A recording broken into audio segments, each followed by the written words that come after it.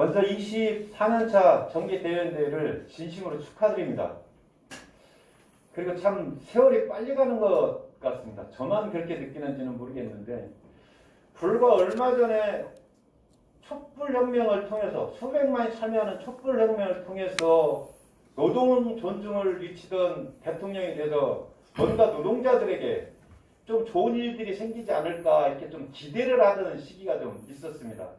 그 당시로 조금만 돌아가면은 그때 그 대선에서 모든 대선 후보들은 최저임금 1만 원을 공약했습니다. 시기의 문제였을 뿐이죠. 임기 안에 하겠다. 아니면 뭐 2년 안에 3년 안에 하겠다. 그 당시 한국 사회에서 가장 뜨거운 의제이긴 했기 때문에 대통령 선거의 공약 중에서도 가장 좀 핵심적인 공약이었지만 올해 그렇게 당선된 노동인권 변호사 문재인 정부는 올해 마지막으로 이제 끝나는 이런 상황에 와 있는데 그러면 그때 나왔던 그 노동자들을 중심으로 노동 인권을 얘기하고 노동에 관한 것들을 엄청나게 변화를 시도할 것 같았던 그 정부는 결국 최저임금을 어떻게 했을까요? 오히려 개혁했죠. 최저임금의 산입 범위를 확대시킴으로써 오히려 최저임금은 개혁됐고 결국은 1만 원은 관두고 작년에 2.몇% 오르는 이런 최악의 상황을 맞이했습니다. 그리고 마찬가지로 4년 동안 올해 남아있지만 4년 동안 문재인 정부는 노동법 개혁에 거침없었습니다. 결국 무슨 얘기냐면 어떤 대통령이 누가 된다고 한들 노동자의 문제는 우리들 스스로가 바꾸지 않으면 결코 바뀌지 않는다는 것들을 조건상으로만 놓고 본다면 가장 노동을 잘하는 대통령이 됐기 때문에 분명히 나아져야 됨에도 불구하고 오히려 개혁되는 것들을 계속 우리는 목도합니다. 작년 2020년은 우리 민주노총, 민주진영에서만 놓고 본다면 가장 의미 있는 해이기도 합니다. 전태일 열사가 분신한 지 50주년입니다. 그리고 민주노총이 만들어진 지 25년. 민주노총을 만들기 전에 불법단체로 전유업이라고 존재하면서 많은 투쟁을 통해서 민주노총을 만들었던 그게 30년.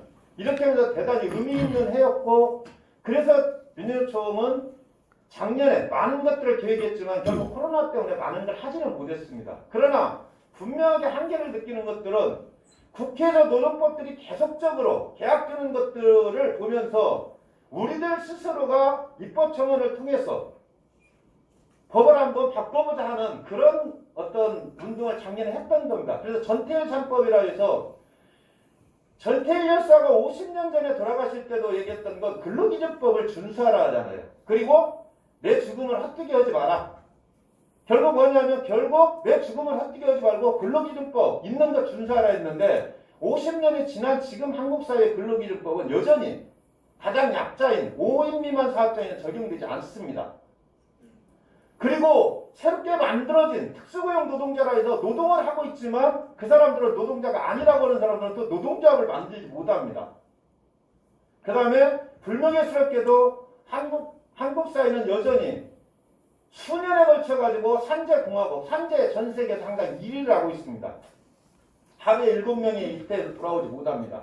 1년 계산해보면 2,400명 정도가 일하러 나갔다가 산재로 죽고 있는 게 대한민국의 현실입니다.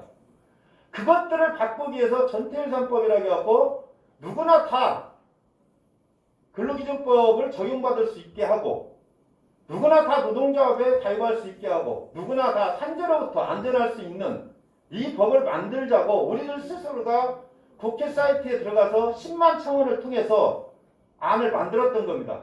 그러나 작년 국회에서도 노동법은 개혁됐습니다. 단역의 기간을 3년으로 연장하고 헌법에 보장된 권리 중에서도 가장 강력한 권리는 노동 3권 중에서도 단결권, 단체 교섭권 결국 다 있지만 나중에 단체 행동권이 빠져버리면 그 두 가지는 있으나마나 권리이기도 합니다. 그러나 단체 행동권에 제약을 할 수 있는 파업을 할 경우 현장을 점거하는 파업은 안 된다는 결국 파업을 무력화시킬 수 있는 법이 또 국회에서 통과됐습니다. 작년같이 비상한 해도 없었습니다. 그전 같으면 그래도 노동법이 개혁된다고 한다면 몇 만이라도 모여서 집회라도 하고 우리 목소리라도 내는데 감염병이라는 이유로 코로나라는 이름으로 9명 이상 모이지 못하게 하고 결국은 야밤에 국회에서 노동법 그렇게 계약됐던 겁니다. 저는 오늘 이 자리에서 코로나도 좋고 다 좋은데 지금 우리들의 이 그 상황은 어디로 가고 있는지를 한번 볼 필요는 있지 않나. 특히나 LG라는 이름으로 변해가고 있는 정도를 얘기하고 그나마 옛날로 좀 생각해보면 불과 얼마까지만 하더라도 정도 우리가 부정하고 싶어도 그래도 LG는 좀 화난다라고 생각을 했지만 이제는 정도는 사라졌습니다. 경쟁만이 있을 뿐입니다. 이익이 드는 거면 물불 가리지 않습니다. 그리고 오히려 노동조합 관리하는 걸 놓고 본다면 LG만큼 더 잔인하게 하는 데도 없습니다.